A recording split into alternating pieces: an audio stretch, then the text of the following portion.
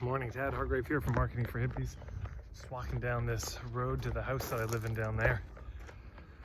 And today's video is about the pain points and the results, and that they are not a tool that we use to get the sale. This is so important. I see often, marketing coaches or selling coaches saying, well, you gotta speak to the pain point. You've gotta really emphasize the result with the agenda, named or not, to get people to buy. Yeah. And the implication being, well, if they don't buy, they're probably not in touch enough with the pain, or they're not associated enough to the pleasure they'd get if they got the result. So you see what I'm saying? Then the pain and the pleasure, island A and island B, the symptoms and the thing they're craving, it all becomes a tool. It's a two-sided tool that you can use to get the sale. And I just think that's wrong, because all the island A and island B are the front door. Maybe not even the front door. It's just the sign for your shop.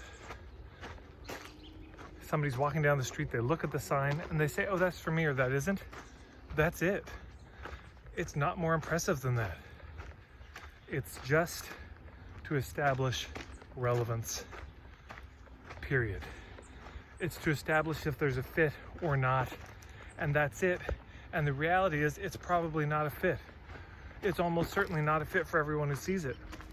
That sign is not there to convince anyone to buy. The sign is not there to persuade and seduce people to get inside your shop. It's actually there to warn most people away, to let almost everybody know this shop is not for you, because that's the reality. The shop is not for anybody. Almost nobody.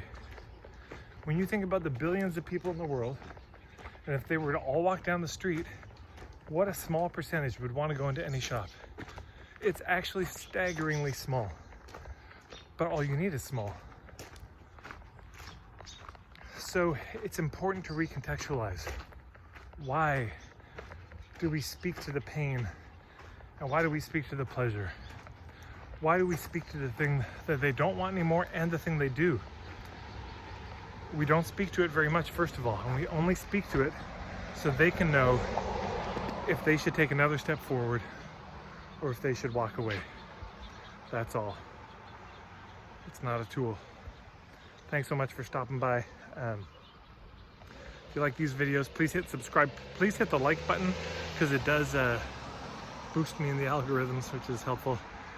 And of course, you can follow me also on Instagram at Marketing for Hippies.